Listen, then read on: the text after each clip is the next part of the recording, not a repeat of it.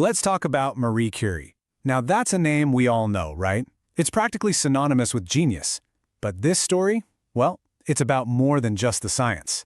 It's about a brilliant, glowing discovery that completely lit up the world. And in this tragic, unbelievable twist, it also slowly consumed the very person who brought it to life.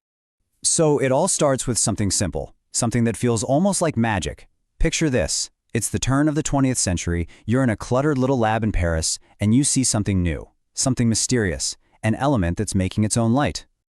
I mean, can you imagine the wonder of that? This new substance, radium, was treated with this incredible, innocent awe. Marie and her husband Pierre would just carry vials of it around in their pockets to watch them shimmer. They were handling this immense power with their bare hands, completely unaware of what it really was. And right there you see this huge contrast. The public, they saw this otherworldly glow and thought, wow, this could be a cure for everything. But Marie Curie, she saw something else entirely. She saw a fundamental property of the universe. She was looking right past the magic to figure out the mechanics. And that right there is the central, heartbreaking truth of her story. The very thing that would make her immortal in the halls of science was also, secretly, a silent poison. The element she discovered and nurtured would be the very thing that led to her own undoing. So how did she even get to this point? To really get the scientist, you first have to understand the woman, a woman who, from her absolute earliest days, just refused to accept any of the limits that society tried to put on her. Okay, so get this. She was born in Warsaw at a time when women's education was basically outlawed. So what did she do? She taught herself, in secret. Her drive for knowledge was so intense that she eventually packed up and left for Paris with almost no money to her name, just to study. This quote just nails who she was. You have to picture her living in these freezing little attic rooms, sometimes even fainting from hunger. But that intellectual fire inside her, it just burned brighter than any hardship she faced. That focus, it was her superpower.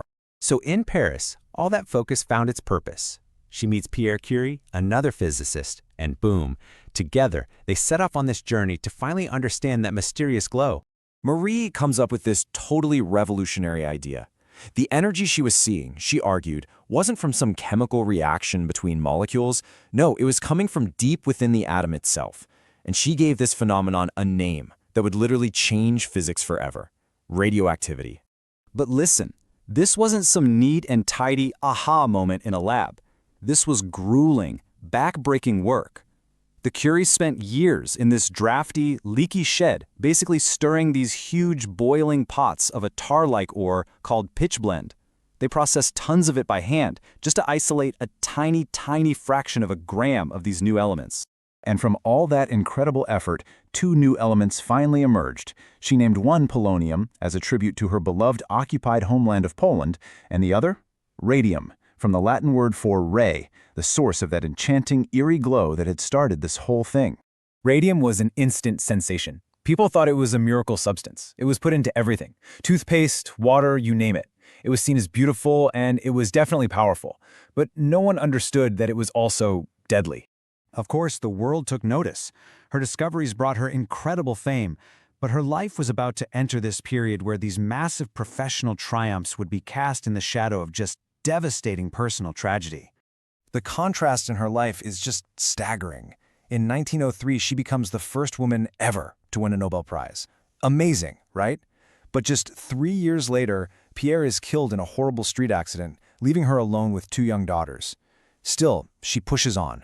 She becomes the first female professor at the Sorbonne, and then wins a second Nobel Prize in 1911, something no one had ever done, all while her own health was quietly starting to fail. So in the face of all this, unimaginable grief, public scrutiny, her own failing health, what did she do? She did the only thing she knew how to do. She went back to work. She returned to the lab. That simple fact tells you everything you need to know about her resilience. And her commitment, wasn't just about pure science. It was about using that science for humanity.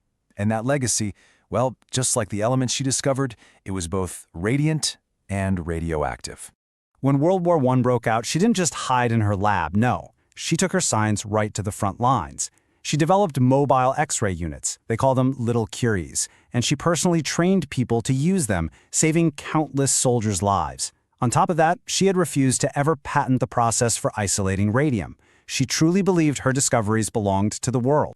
And then, in 1934, Marie Curie died. The cause of death was listed as aplastic anemia. It's a condition where your body just stops making enough new blood cells, and it was brought on by decades of exposure to the very radiation that made her famous. If you want a physical reminder of just how powerful her legacy is, get this. Over a century later, her original notebooks are still so radioactive that they have to be stored in special lead-lined boxes. The energy she unleashed is still literally clinging to the pages she wrote on. So her story leaves us with this one final, kind of haunting question. Marie Curie gave all of us a new way to understand the universe and new tools to fight disease. But for her, the price of that incredible gift was her own life.